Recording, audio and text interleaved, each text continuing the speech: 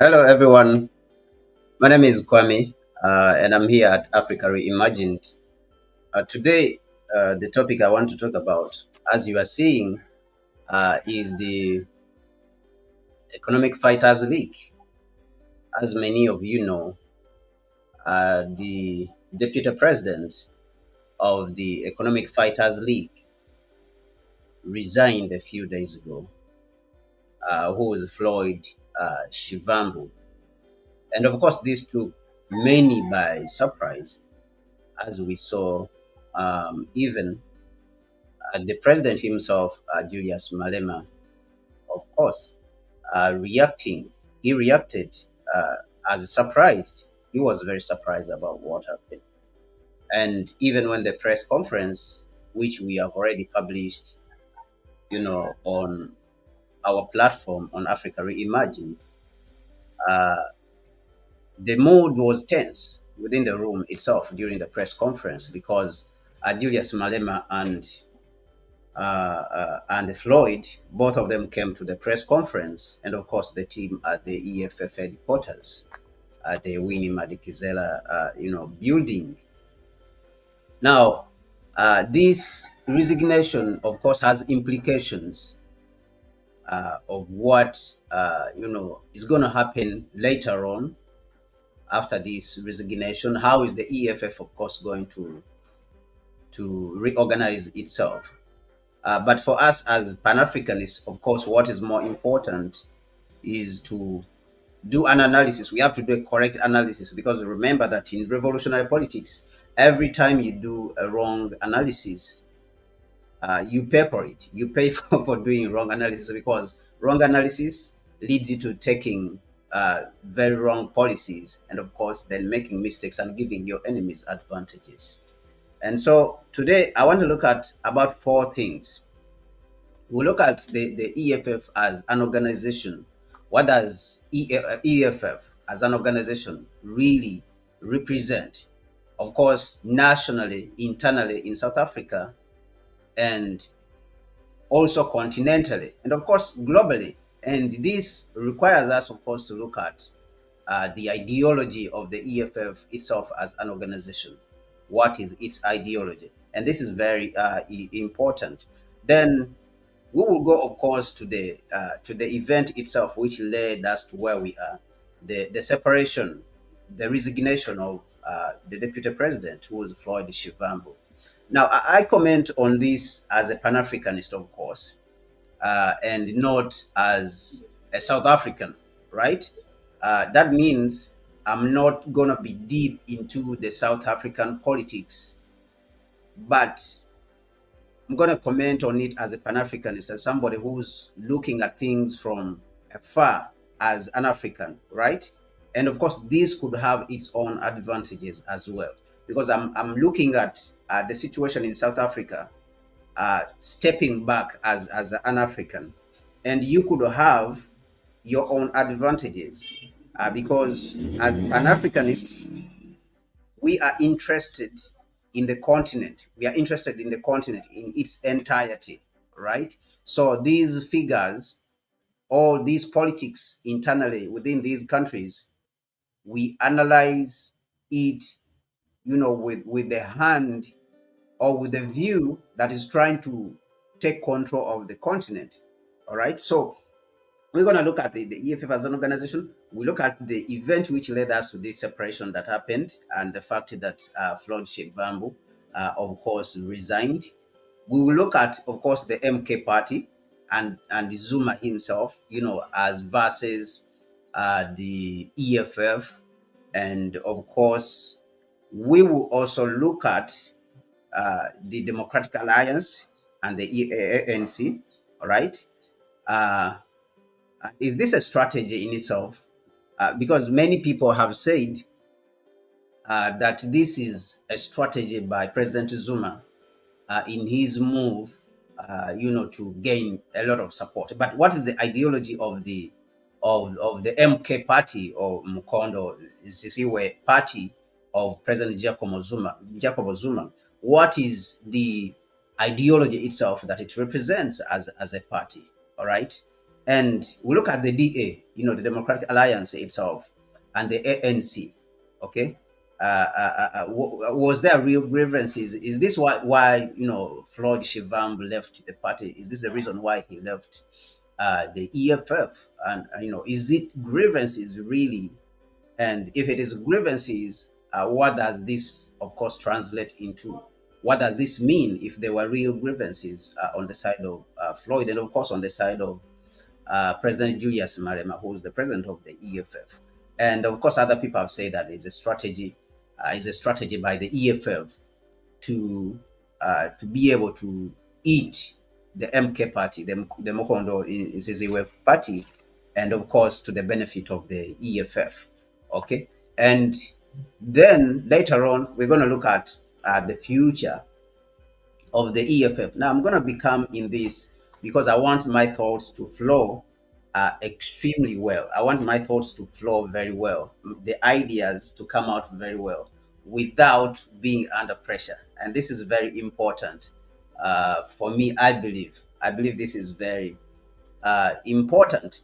Now, continentally, if we go back to history, a lot of organizations, of course, were formed in the past. Okay, a lot of organizations were formed in the past across the African continent, and we saw organizations, for example, Tanzania African National Congress, ZANU, all these organizations to some extent, even Kenya African National Union, KANU, I think something like that, ZANU, ZANU PF, Zimbabwe African National something something.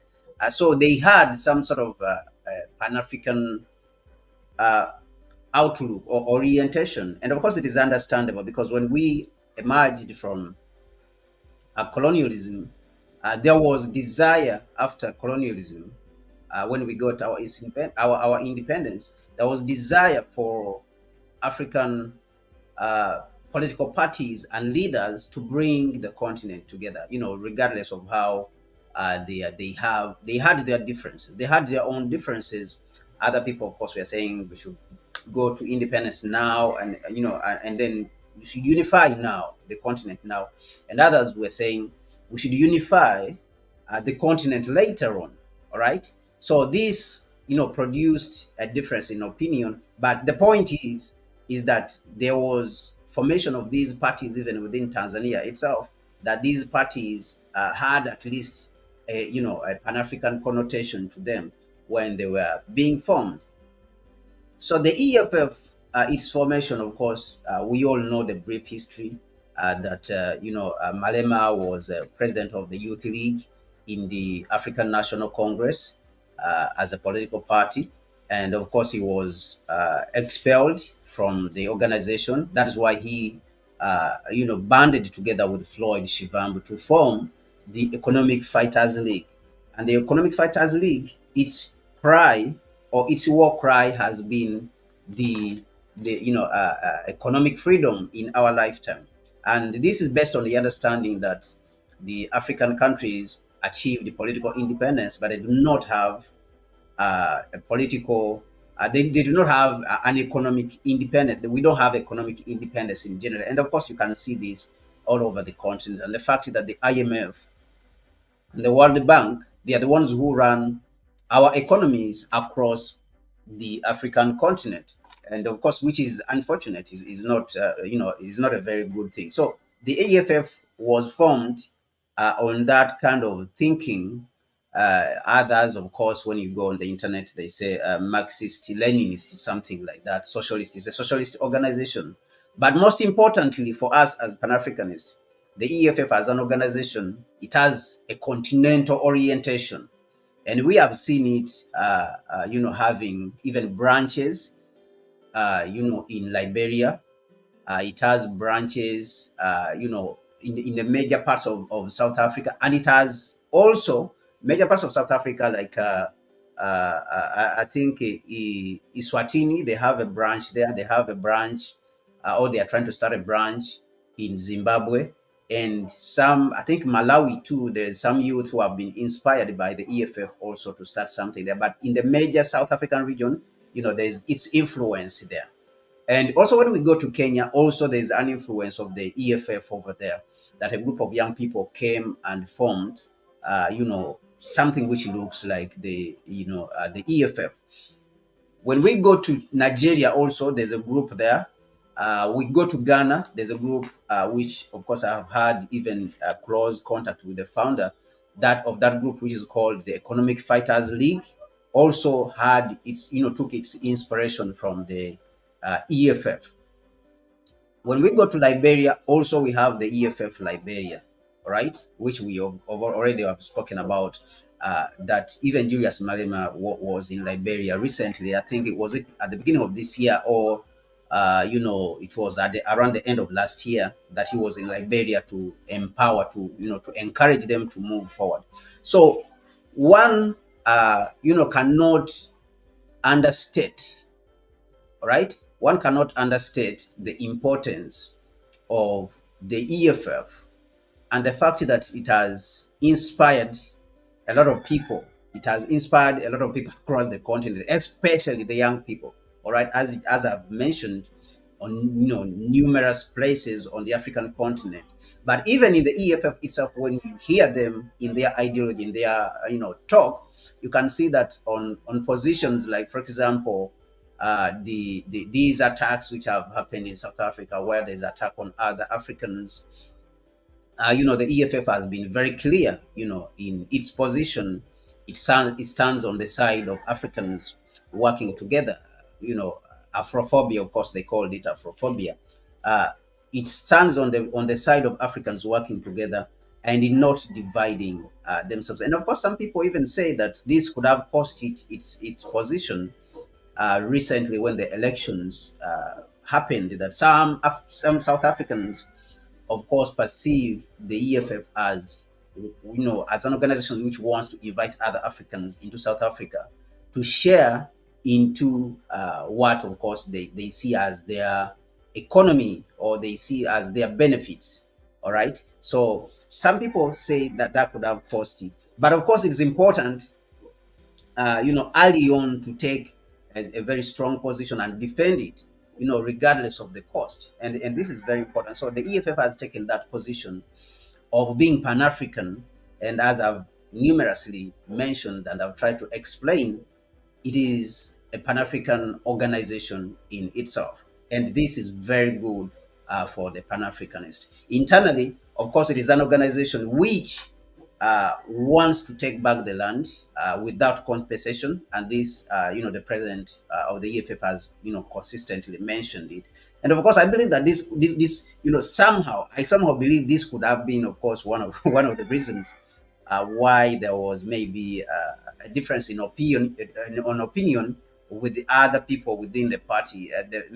Some people may be saying, okay, we should tone down on this narrative, and maybe the president may be saying that we cannot tone down on this kind of approach, this radical approach that we want to implement in the party, and what we want to implement when we get power, in South Africa, that we want to completely be pro-African, but also we want to take back the land without compensation and nationalize the banks, the central bank, and all the other banks, and the mines. All right, these are resources which belong to the people. There's no reason why they should be in the hands of individuals, because the government in itself represents the people, majority of the people. So if it represents the majority of the people, then it has to be instrumental in shaping not only their political lives by influencing them politically, but even economically and socially.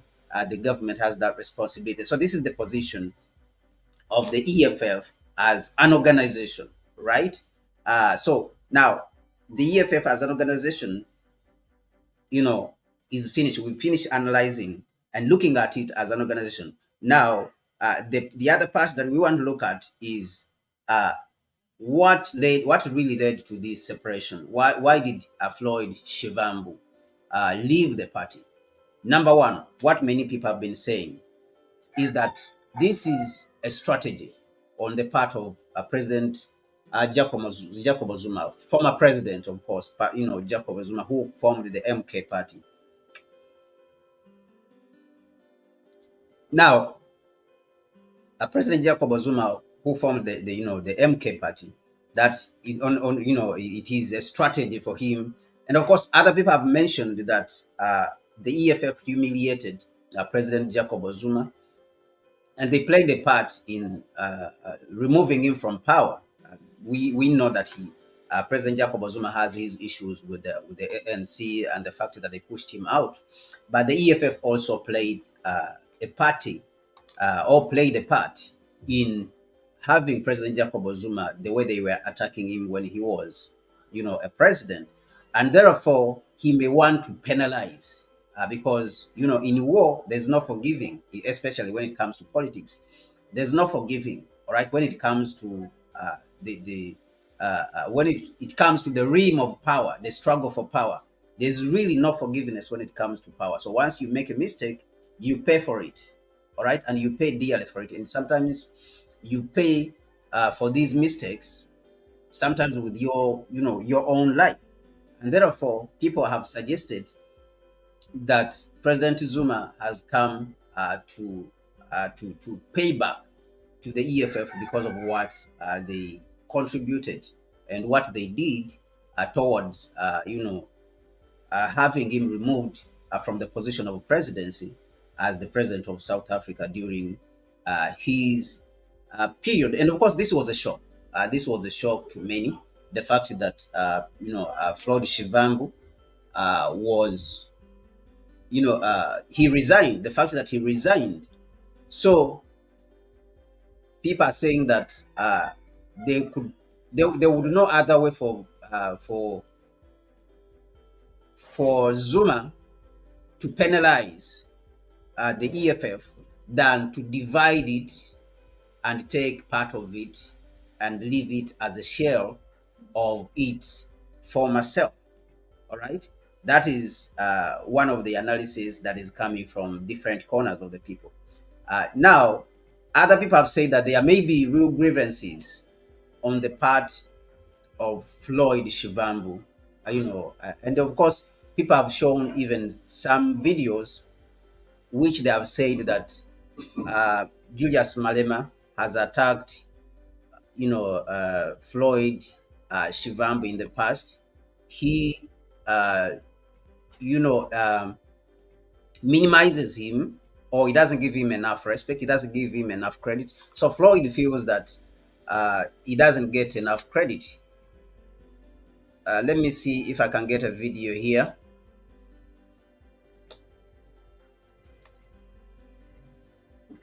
So let me get a video here where Julius Malema was actually was actually apprehending. He was apprehending Floyd Shivambu, which is some time back. But also, they say that he may want to shine also and stop being in the shadow of Julius Malema. And if it is a grievance, my outlook, and of course, the first point which we made about President Jacob Zuma and the fact that it may be a strategy that he wants to tear up the EFF and build his own party. Jacob Zuma himself, who is of course an old person, is an old man, more than 83%. I mean, who's 83 years?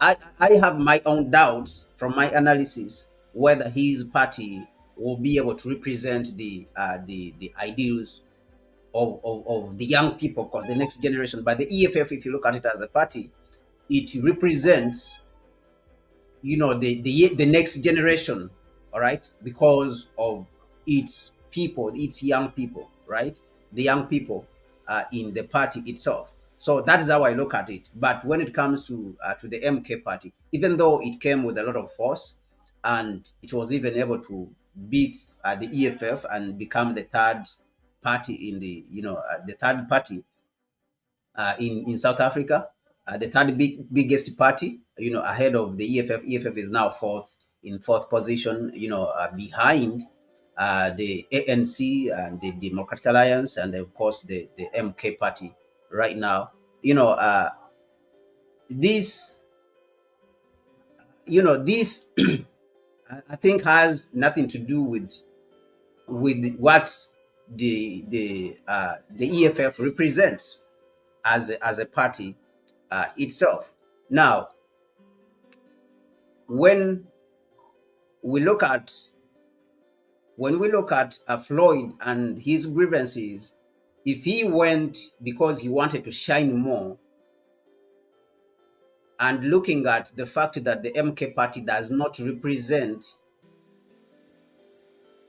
progressive forces continentally, on the side of Floyd Shivambu, I would see this as being short-sightedness in some way. And of course, he may have some legitimate grievances against Malema, that he has been undermined, or he has been disrespected in one way or the other. And camaraderie, there is always grievances. There is always grievances when it comes to the struggle. There's differences in opinion. Always these are there, right? Always these differences are there. But at the end of the day, the struggle, the larger struggle which we represent, is supposed at least to have a certain position. We are supposed to have a certain level of understanding of the larger picture, right? So what I'm trying to say in this is that the EFF is a continental organization.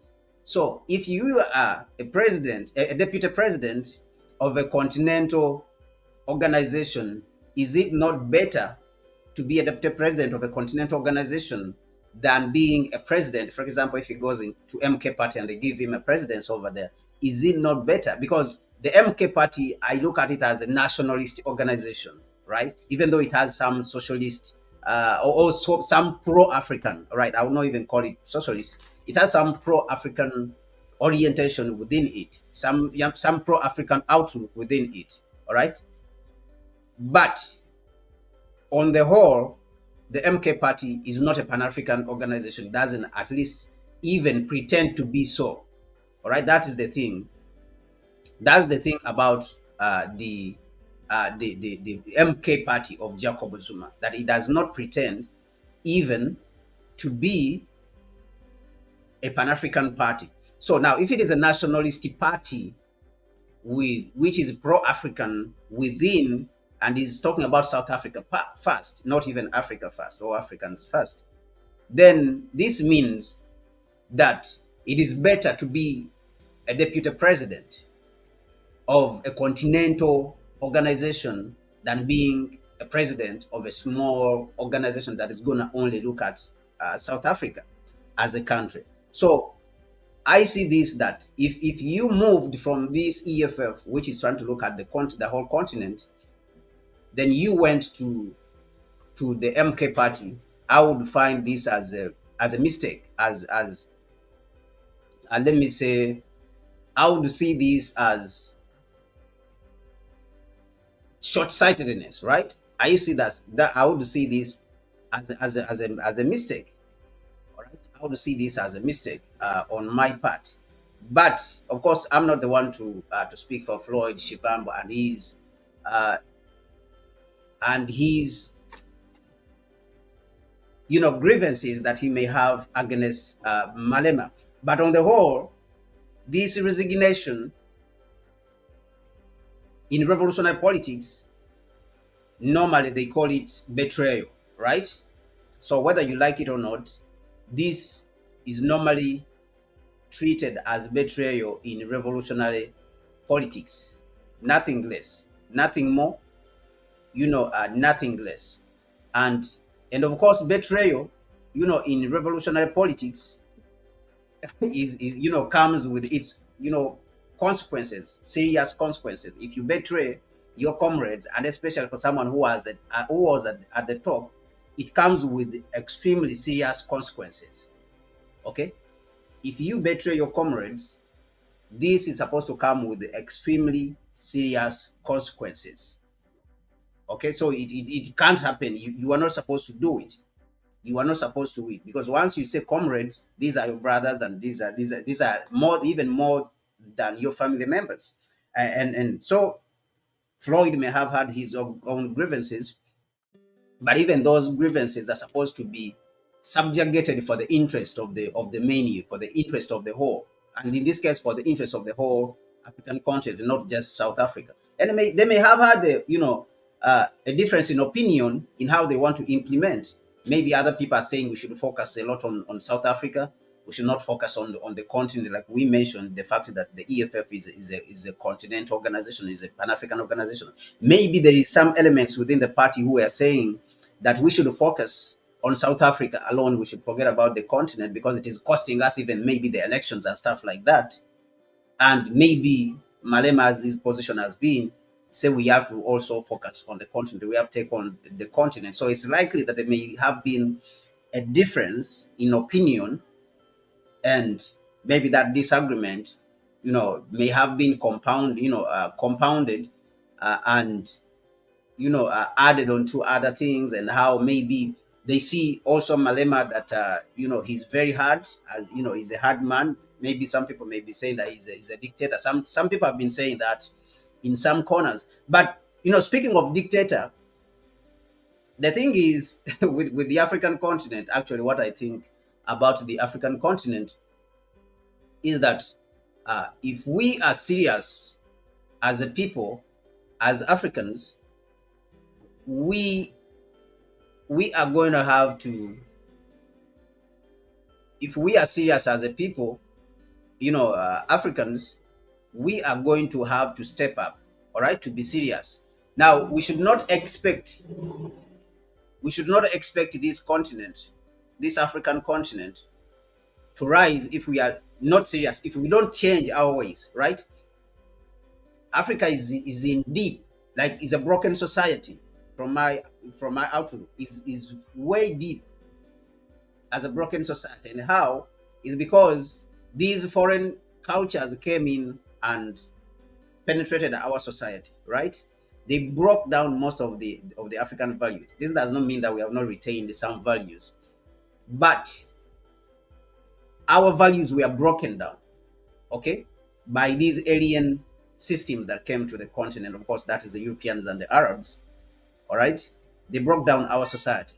Now, for us to get back as Africans, we are going to need very strong leadership, and leadership which understands that the people need solid leadership to move forward. We are not going to achieve it like by being lax, and during this period of which is supposed to be a revolutionary period, we are not going to achieve these objectives by immediately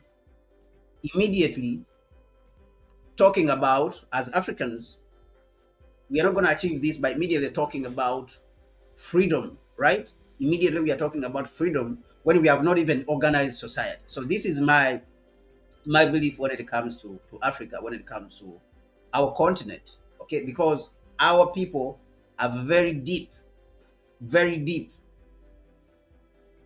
in trouble, right? We are deeply in trouble politically, economically, and socially. Our society has been penetrated, okay, and our society has been broken down, and we have seen these things which are happening. For example, in Nigeria, right? You can see that one man comes out, he wants to save the country, save it, close to 4% of its GDP every year, which is about 20 to 25 billion dollars. Who's done what? But the system, because it is rotten, now it fights its own interests, right? So this is the trouble which I'm talking about, that our society has been broken down, that we are unrecognizable. We cannot even understand our own interests. Now, this, to take us from these kind of quagmire, these problems that we are in as Africans, it means that you need solid leadership. You need firm leadership, right? And the people who are supposed to be at that level, providing that leadership to take us out of this quagmire, to take us out of the depth, this depth that we are in, which is a difficult depth. As Africans, I think you are going to need solid leadership, solid continental leadership. We are going to need solid continental leadership. And therefore, that means that as a president, Julius Malema has to be firm, right? Because our people are in trouble. And also, the leadership which is leading with him has to understand that somebody has to sacrifice. And they have to understand that they are there to sacrifice on behalf of the whole continent, on behalf of all of us. So that is one thing. So when it comes to grievances which Floyd, had, I think that he should have been able to subjugate those differences, to subjugate those grievances which he had for the benefit of all, for the benefits of all of us. That is number two. Now, other people, of course, have said, uh, not many people have said this, but other people at least have said that it could be the ANC, which is trying to to subjugate or to break down the EFF, and therefore it is showing these differences within the EFF as a party, because it sees it as a problem, so it's trying to break it down. And of course, it could have some. This could have some.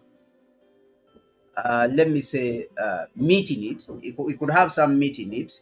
It's something which you could buy to a certain extent. By myself, I could not. I can't buy it, to a larger extent, because I think that the ANC has made a lot of mistakes.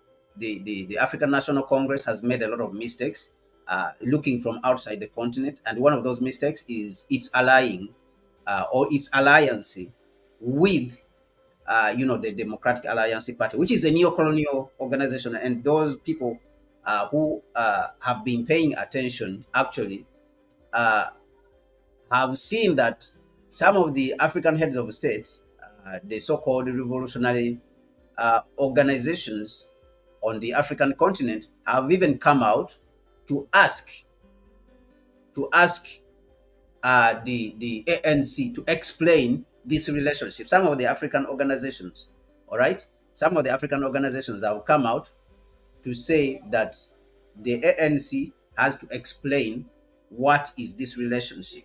And of course, some other, people, some of the, unfortunately, of course, some of the Africans, or the South Africans, have said that South Africa doesn't have to explain anything to anyone. All right, they say that it doesn't have to explain anything to anyone. Of course, for me, which is unfortunate, I think that South Africa has to simply because from my understanding, South Africa is gonna need the contribution of all the African continent if it wants to take back land, right? If South Africa really wants to take back land from the whites, it has to.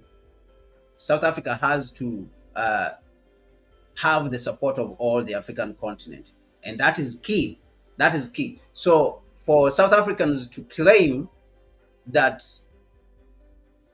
South Africa doesn't have to answer anything, that South Africa doesn't have to answer anything to the African continent, or the ANC doesn't have anything to answer to the African continent, I think they are hugely mistaken, because I've said in the past that if South Africa wants to take back the land from these few whites, these few Europeans, and give it back to the people, it's going to need the support of the African continent. It's going to need the mobilization of the African continent. Otherwise, it would be even more painful than what happened to Zimbabwe. So I think this has to be very clear for those Africans or South Africans who are saying that the ANC or South Africa, any government in South Africa, doesn't have anything to answer to other African countries. That's a huge mistake when I look at it from my part, from my side of view. All right. Now, the other thing that has been spoken about is the DA, the fact that the Democratic Alliance may have a hand. And this, I hugely believe it. I believe that the Democratic Alliance may be playing a part. All right. And why? Because in the past, the Democratic Alliance is the only organization which has come out in broad daylight to say that the EFF is its number one enemy. And why is that? I'll tell you. In the 60s and the 70s, the leaders who were taken out, and the 80s, of course, on the African continent, the leaders who were taken out, it is those leaders who had a continental orientation, a Pan-African orientation. Because Europe and the Europeans and the United States themselves, they understand that if the African continent unifies, then it is finished for them. It is game finished, because Europe is not self-sustaining. It doesn't have resources, and that is why we see it, going into Russia, trying to, to move into Russia to try to take over Russia. Europe has been trying this for a very long time, from World War One and World War Two. All right, Napoleon. We saw Napoleon and we saw Hitler. What they wanted, and the reason why they wanted to take over Russia, is so that they can get access to these resources, because Russia has massive resources, and these resources are just close to them, other than going and fighting in the Middle East and stuff like that, or fighting with Asia, because all these territories will no longer accept any colonialism. And that is why you see that the United States is fighting very hard, is helping the Europeans. This all is a continuation, actually, of European civilization as we see it. So when it comes to Africa, there was a fight against any leaders who had a Pan-African orientation.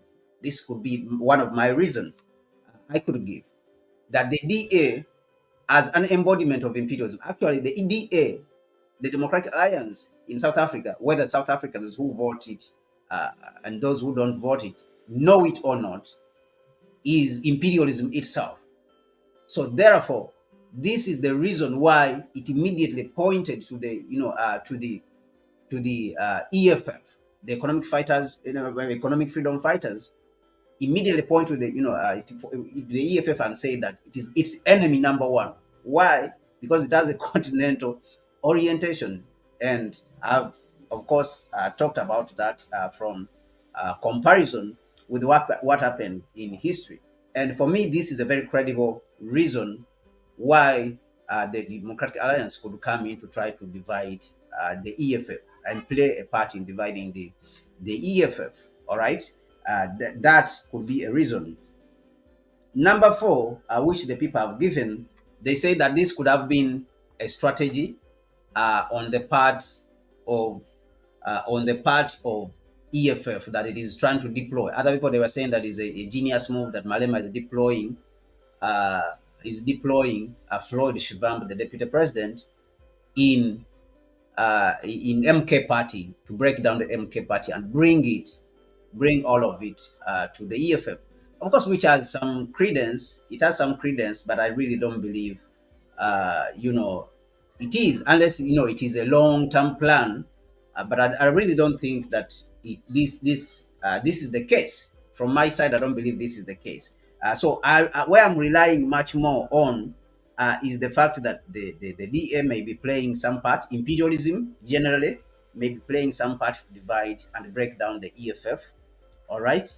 And of course, Zuma also, when I look at it, he may be wanting to settle scores with the EFF and the fact that they brought him out. And there's grievances. Of course, you don't underestimate personal grievances and how anger may blur vision. Anger can blur somebody from seeing the bigger picture of what is happening. And therefore, Floyd Shivambu may have real grievances, and those grievances may blur his vision, and he may fail in the interim during this period when he's angry to see the bigger picture, that we have a continent to take care of. We have inspired all these movements across the African continent, and we need to help them to move forward. We need to move much more. And maybe, I would not think that it is about power, because of the fact that he had to resign as a member of parliament. So I really don't think it is about power. But if it is, then of course it is unfortunate. What about the MK party and Zuma himself? And of course, MK party, we've looked at it. It is not.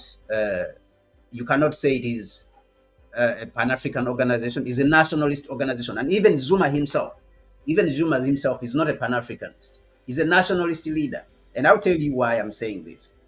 During 2011, President Jacob Zuma helped NATO to establish a no-fly zone. South Africa and Nigeria, during Jonathan Goodluck, they voted at the United Nations for the establishment of a no-fly zone over Libya.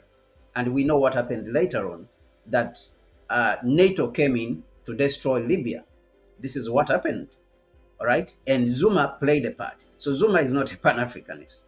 And so his party too is not a Pan-Africanist. So what I see in President Jacob Zuma is that he has anger, that he may want to settle his own personal, vendettas and, grudges, personal grudges. He wants to settle them in, against the ANC, all right? And of course, those grudges may drive him even all the way to want to settle them with the EFF. This is what I see. So I don't see anything behind the MK party that is Pan-Africanist, that is driving, that is going to benefit the Pan-African cause. And therefore, with this outlook, I think that it is very dangerous what the MK party is doing. Is just destroying the whole cause of the African people and the whole cause of the black people. If it is really succeeding at dismantling the Economic Fighters League, Economic Freedom Fighters, as an organization, because they really don't have any Pan-African ambitions or outlook apart from narrow nationalistic views which are only centered around South Africa. And the fact that Zuma himself is an old man who's going away, I would myself question what is driving Floyd Shivambu to go to a party which does not represent the next generation. We have seen that the EFF is a party which embodies the aspirations of the next generation. The young generation is a youthful party. Therefore, it is questionable what he wants to achieve over there and why he would go to a party which doesn't really represent the future as it is. All right.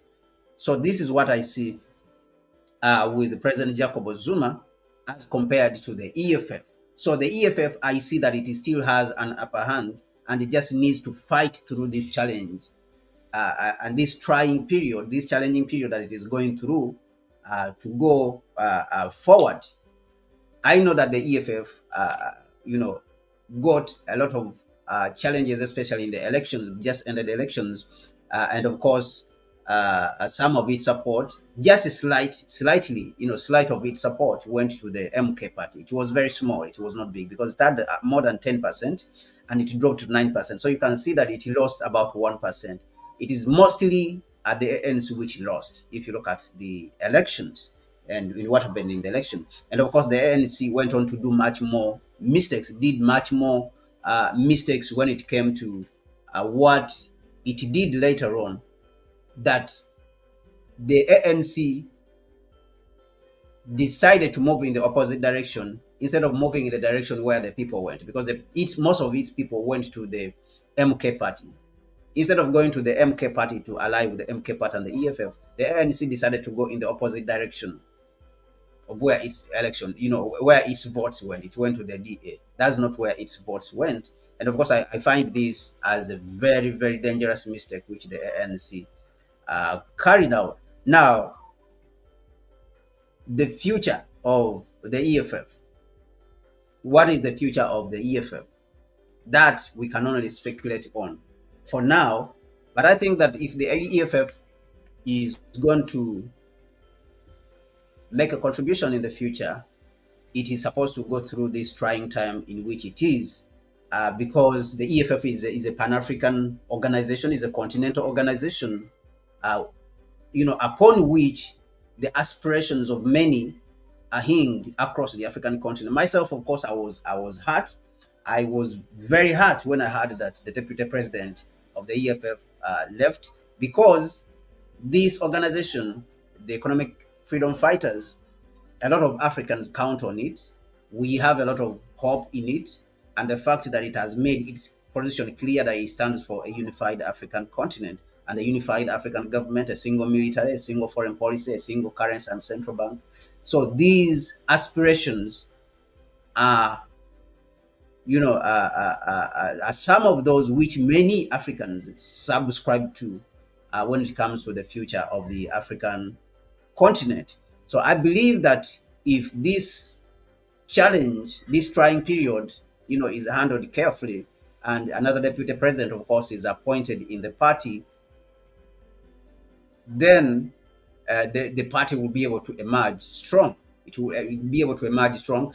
It may get some little setback, but looking at how much it lost when it came to election, when it came to the emergence of the MK party, it did not lose much. I think that it has a very big shot. It has a clear shot. It has a huge shot at rebuilding itself and strengthening itself as a party, and it will be able to compete, against the MK party going forward. So this is what I see with the EFF, and I think that the EFF should not step back and revise its ideals and revise its values, or especially when it comes to Pan-Africanism. It should stand firm and continue moving forward, regardless of the challenges which it is facing. But anyway, what do you think, you who's watching? What do you think about this subject, and what do you think about the events that are going on in South Africa politically, especially when it comes to the economic freedom fighters? We spoke about the economic freedom fighters simply because, for me, uh, uh, uh, I'm with Pan-Africanism. I'm for Pan-Africanism. So if the organization is Pan-Africanist, that is the one I'll support on my part. So, but what do you think on your side about the EFF and where it is going? What is your analysis? What is your outlook from all this situation that is happening right now? Will the EFF be able to come out strong, from these challenges that it is going through, and the fact that it has lost its, deputy president? Please put that in the comment section. Put your views and your suggestions in the comment section. What do you think about these particular events that are happening in South Africa when it comes to the economic freedom fighters? So, economic freedom fighters, of course, has ceased, or it ceased a long time ago, to be a South African organization. It is a Pan-African organization. It is an African organization because it represents those ideals, especially the ideals of our forefathers and for our foremothers, who wanted to see this continent moving in the right direction, and the direction which is the direction of a unified Africa. But what do you think? Please put that in the comment section, and then we'll have a discussion on it. My name is Kwame Gonza, and I want to thank you very much for hanging in there with me. This has been my outlook on the South African situation. This is what I wanted to have a discussion on. Thank you so much. The channel is called Africa Reimagined. Please subscribe to the channel, and see you next time.